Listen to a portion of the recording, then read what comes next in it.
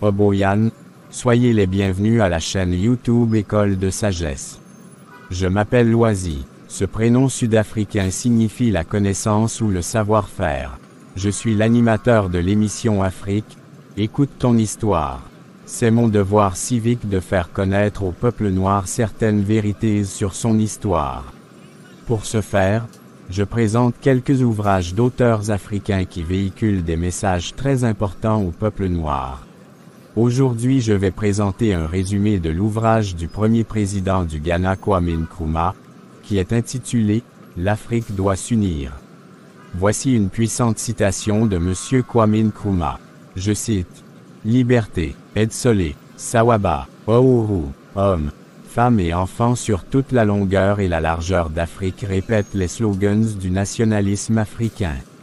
Le plus grand phénomène politique de la dernière partie du XXe siècle. » Fin de citation. Il se réjouissait du désir qu'avaient les peuples colonisés d'Afrique et d'Asie d'obtenir leur indépendance des griffes des colons occidentaux.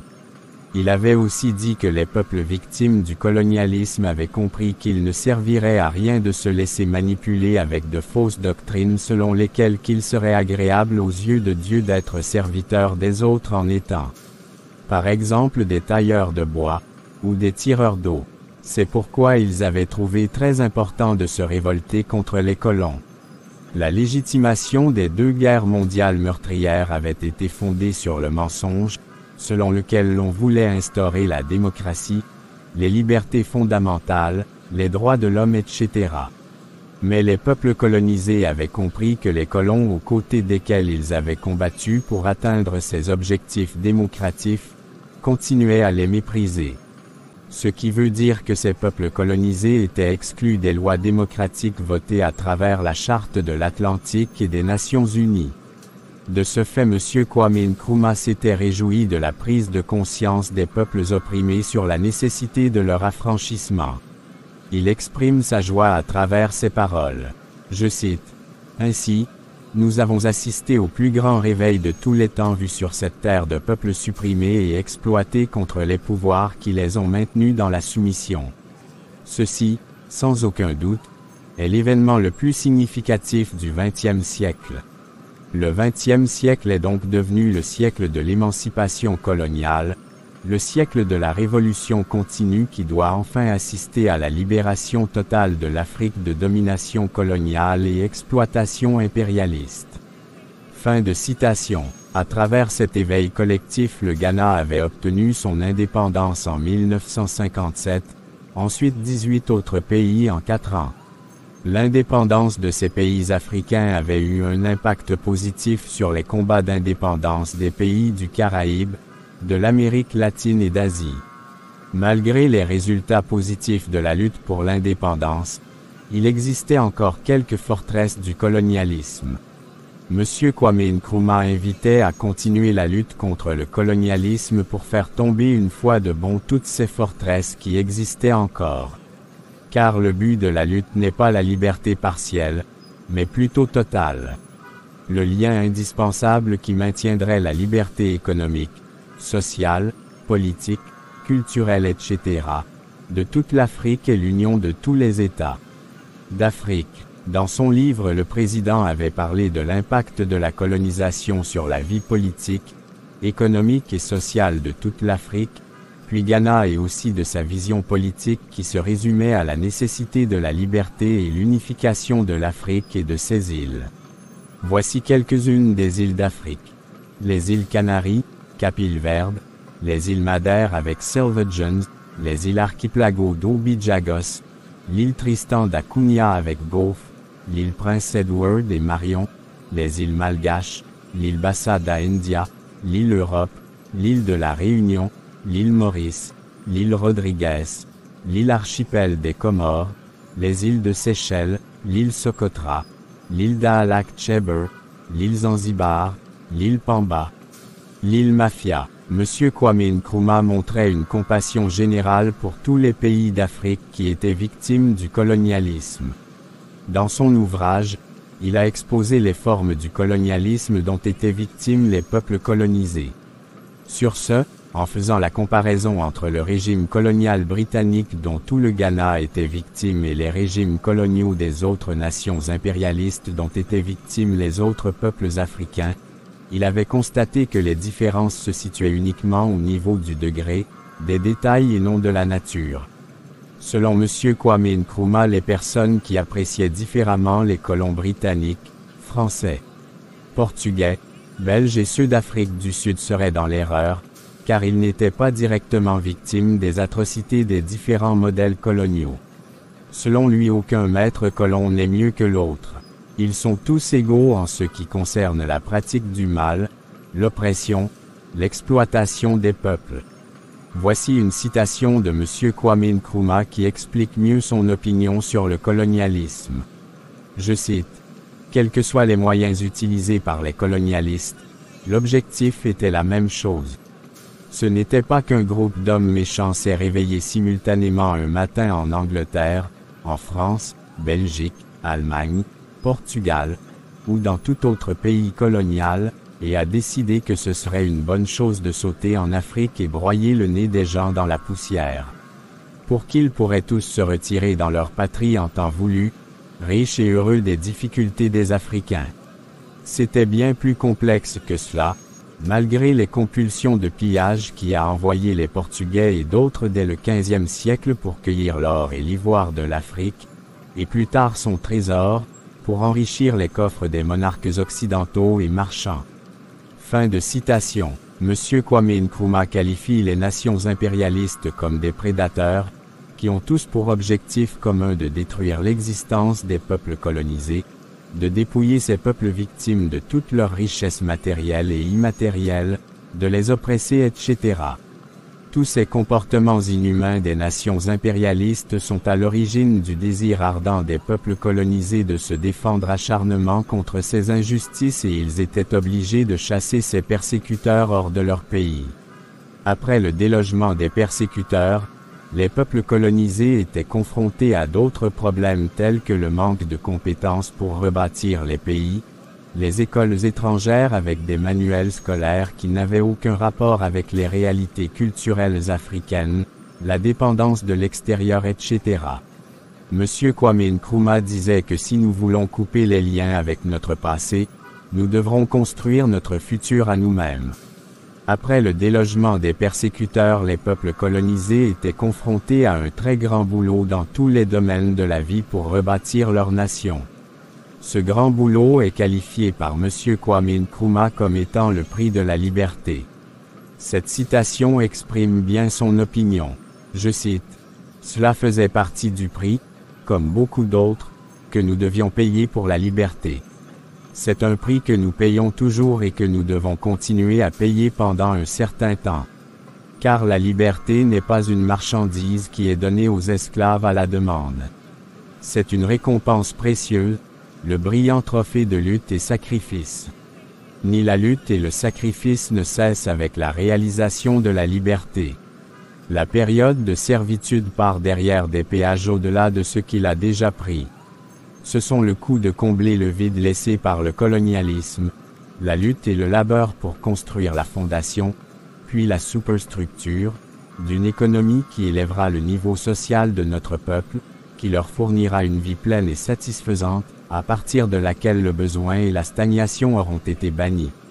Nous devons garder étroitement notre liberté durement acquise et la protéger du prédateur, dessein de ceux qui souhaitent nous réimposer leur volonté. » Fin de citation. M. Kwame Nkrumah donne un avertissement sur d'autres difficultés auxquelles seront confrontées les nouvelles nations africaines telles que l'ingérence des nations impérialistes dans les affaires internes et externes des peuples affranchis pour les diviser et mieux les manipuler. M. Kwame Nkrumah est d'avis que les peuples africains ont le droit d'interdire à ces nations destructives de s'ingérer dans leurs affaires. Il qualifie ces nations destructives de nations perturbatrices. De plus, il invite les peuples africains à s'efforcer à construire une nouvelle Afrique tout en s'opposant à ces nations perturbatrices. À ce sujet, voici le conseil que M. Kwame Nkrumah donne aux Africains. Je cite: « Mais des années de labeur et la persévérance, la retenue et même la privation nous attendent. Nous devons nous libérer de l'emprise de l'impérialisme économique et protéger notre liberté. Nous devons en même temps cesser de travailler moins pour la libération et l'unité complète de l'Afrique. Fin de citation. Voici un avertissement que donne M. Kwame Nkrumah contre les différentes stratégies d'opération des nations perturbatrices. Je cite. L'impérialisme est toujours la force la plus puissante avec laquelle il faut compter Afrique. Il contrôle nos économies. Il opère dans le monde entier et échelle dans des combinaisons de différents types, économiques, politiques, culturels, éducatifs, militaires, et à travers services de renseignement et d'information. Dans le contexte de la nouvelle indépendance montante en Afrique, elle a commencé et va continuer à prendre de nouvelles formes et des déguisements plus subtils. C'est déjà utilisé, et continuera à utiliser, les associations culturelles et économiques que le colonialisme a forcées entre anciens maîtres européens et sujets africains. Fin de citation. Ces nations perturbatrices manipulent même de loin les nouveaux États africains. Pour cela elles coopèrent avec des dirigeants africains cupides et assoiffés de pouvoir. À travers eux les nations impérialistes ou perturbatrices peuvent continuer à étouffer l'Afrique puis piller ses ressources. C'est de cette manière que ces nations perturbatrices s'enrichissent. M. Kwame Nkrumah dévoile une des stratégies des nations impérialistes à travers cette citation. Je cite. Pour assurer leur hégémonie continue sur ce continent, ils utiliseront n'importe quel appareil pour arrêter et perturber la volonté croissante parmi les vastes masses de population africaine pour l'unité.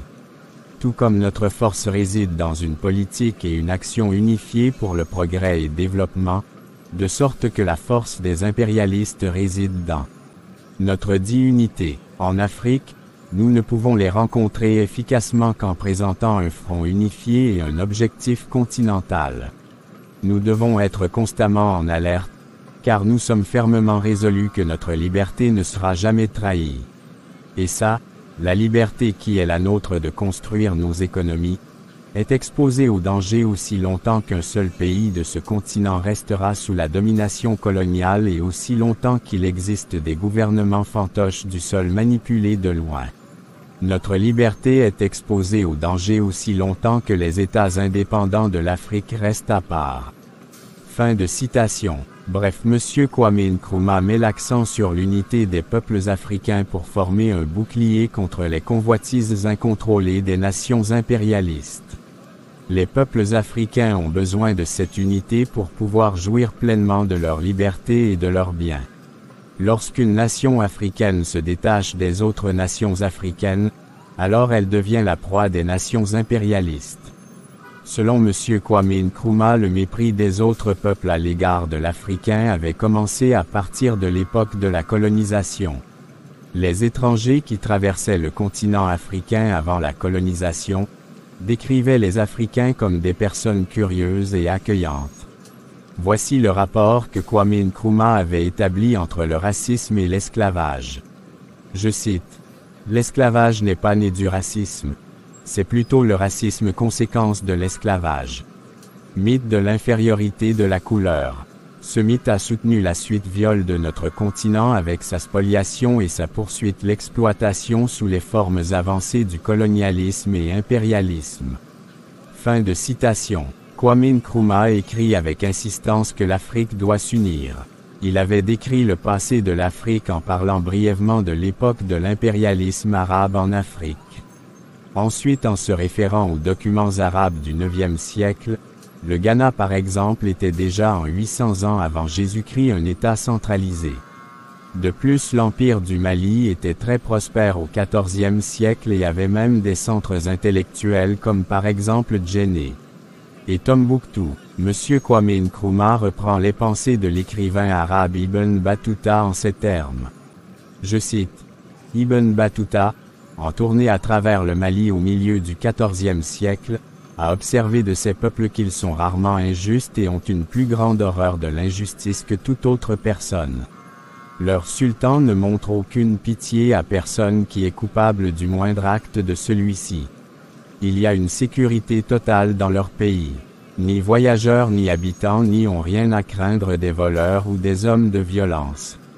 Ils ne confisquent pas la propriété de tout homme blanc qui meurt dans son pays, même si ce sont des richesses innombrables. Au contraire, ils le donnent dans le charge d'une personne de confiance parmi les Blancs, jusqu'à ce que l'héritier légitime en prend possession. Fin de citation. Kwame Nkrumah s'est posé la question de savoir si on pouvait remarquer ces qualités parmi les Européens contemporains. Avant la période coloniale, l'Afrique était déjà en contact avec les marins phéniciens et grecs, les Chinois vers le XIIe siècle, etc. L'émission tire presque à sa fin. Dans son livre L'Afrique doit s'unir, Kwame Nkrumah nous relate en partie l'histoire de l'Afrique en parlant de 3 époques, à savoir l'époque précoloniale, les époques des inventions arabes et occidentales en Afrique, l'époque des révolutions africaines pour les indépendances et l'époque d'après les indépendances. Voici quelques objectifs de ce livre. Montrer aux Africains la nécessité de s'unir pour rebâtir le continent après les ravages causés par la colonisation, avoir de la persévérance dans la lutte contre les différentes formes de sabotage des nations perturbatrices, fortifier la confiance en soi des Africains en rappelant leur passé glorieux, rétablir la vérité puis la justice en révélant que les Européens vivaient dans des royaumes mesquins et crêleurs, etc. Ces révélations anéantissent les préjugés des Européens contre les Africains depuis le temps de la colonisation, selon lesquels le peuple africain serait sauvage, non civilisé, moins intelligent, etc. Selon l'évidence, le racisme des Blancs consiste à attribuer leurs défauts, leurs faiblesses et leurs complexes d'infériorité aux Noirs pour paraître mieux que lui. Sur ce, je lance aussi un appel aux Africains à s'instruire sur leur passé pour mieux amorcer le développement de leur continent. Le peuple noir devrait avoir constamment un œil sur les nations perturbatrices du développement de l'Afrique. Ces nations perturbatrices ne sont rien d'autre que les nations industrialisées. Je vous rappelle d'acheter ce livre sur Internet, ou bien de vous faire conseiller par le camarade Yves Kwate Wabo, qui gère la bibliothèque Kamasofia au Cameroun. Cela vous permettrait de connaître en profondeur les messages importants que Kwame Nkrumah nous a fait connaître. Vous pouvez le contacter sur ce numéro 00237986533232. Je vous souhaite une bonne semaine avec ce message puissant de l'élite africaine anticolonialiste Frantz Fanon et avec cette belle photo de pommes de terre sautées aux saucisses et aux brocolis. Je cite: « Le colonialisme se bat pour renforcer sa domination et l'exploitation humaine et économique. » Fin de citation. Cette parole de Frantz Fanon est évidente lorsque par exemple on voit comment les nations perturbatrices essayent par tous les moyens de créer de l'insécurité nationale au Congo-Kinshasa, dans les pays de l'AES, etc. pour mieux piller les ressources naturelles. Ces nations perturbatrices portent toujours en elles les démons qui animaient leur royaume. Mesquin et crêleurs.